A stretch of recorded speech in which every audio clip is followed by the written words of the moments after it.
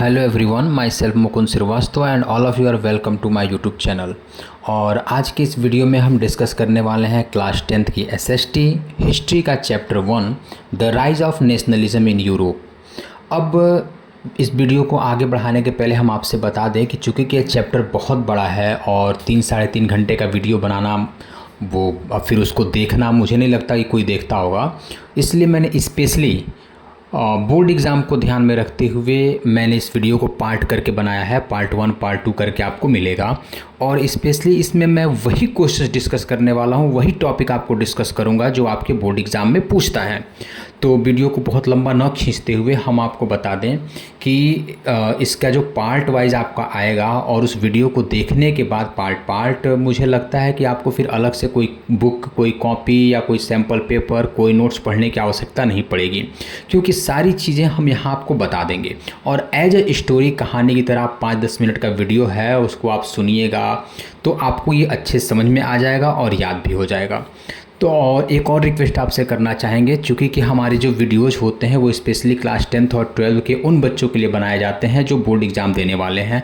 और किसी कारणवश यदि आपको मैथ और साइंस पढ़ते समय आपको एसएसटी पढ़ने का टाइम नहीं मिल पाता है ना, तो ये वीडियो हमारा आप ज़रूर देखिए। और रिक्वेस्ट ये है कि अपने दोस्तों को और रिलेटिव में जो भी जहाँ कहीं भी आपको लगता है कि हाँ ये बच्चा क्लास 10th में एग्ज़ाम देने वाला है, आप उसको ज़रूर शेयर करिएगा।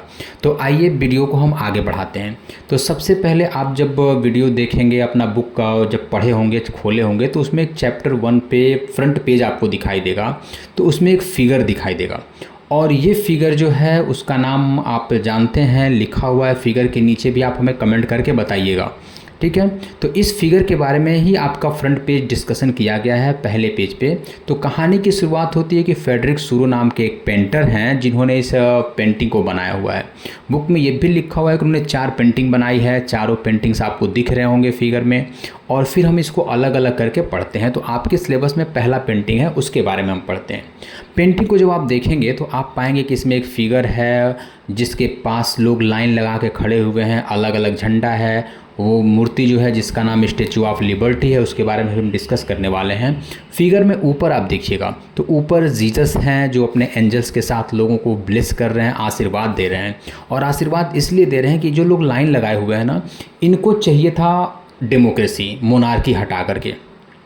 और मोनार्की हटाना इसलिए चाहते थे ना ये, क्योंकि मोनार्की में मतलब राजतंत्र में राजा जो था वो ऑब्सोल्यूट हो गया था, इतना ज़्यादा पावर हो गया था ना कि वो किसी की बात नहीं सुनता था और कोई और अथॉरिटी भी नहीं थी उसको रोकने के लिए। तो सब लोग राजा का विद्रोह कर दिए थे। आपको पता है, क्लास 9 में फ्रेंच रिवॉल्यूशन पढ़े हैं।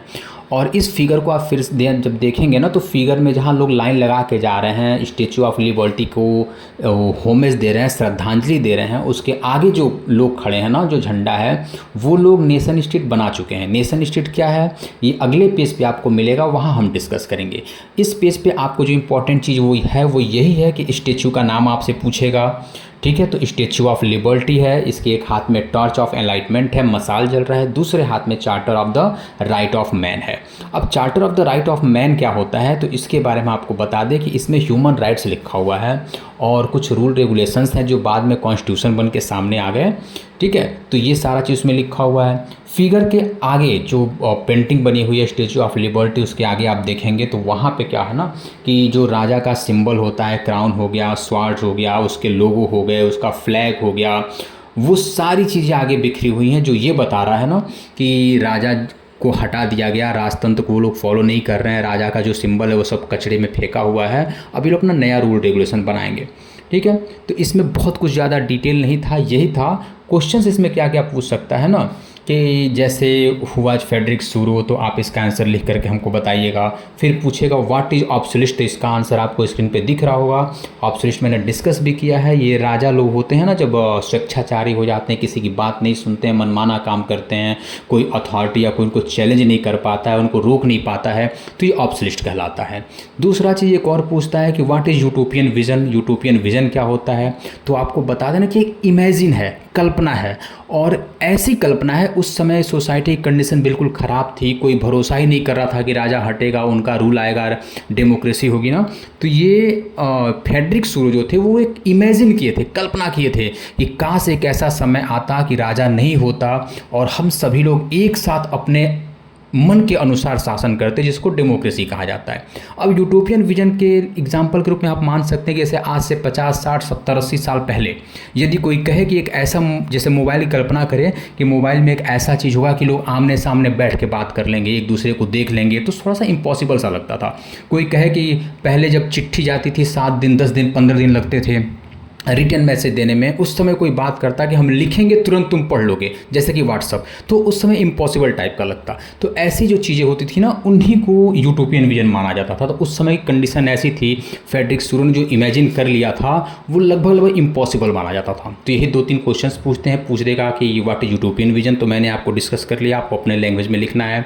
फिर पूछ देगा कि who was Frederic Sorrieu, name his paintings, which year painted, ये पूछ देगा। ऑब्सोलिस्ट पूछ देगा, फिगर डिस्क्रिप्शन पूछ देगा। तो वो सारी चीज़ें मैंने आपको बता दी। तो ये सारी चीज़ें लिखने के बाद अब हम आपको बता दें कि एसएसटी एक ऐसा सब्जेक्ट है ना, जिसमें आप अपनी मर्जी से कुछ भी लिख के फुल मार्क्स पा सकते हैं। कैसे पा सकते हैं?